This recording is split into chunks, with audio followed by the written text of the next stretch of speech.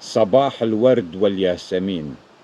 ها وقد لبست الأفضل ما لدي، واستعددت للقاء الحياة مرة أخرى في يوم جديد، وجلست في مكاني المفضل مع الطبيعة الخلابة لكي أعايد الناس بعيد فطر المبارك، وخاصة أهلنا وأحبابنا المسلمين في غرب آسيا والعالم كله.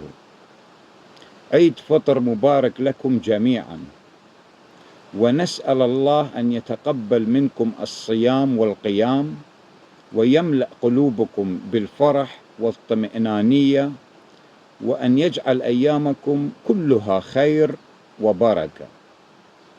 كل عام وأنتم بألف خير، وعساكم من عواده.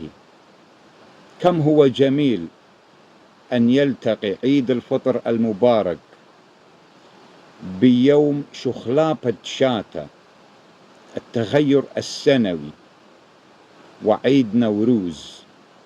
نحتفل بالنار والبركة، ونحرق كل الطاقات السلبية وكل شيء سلبي يحدث في منطقتنا الآن، لكي نخرج لحياة أفضل لكل البشرية.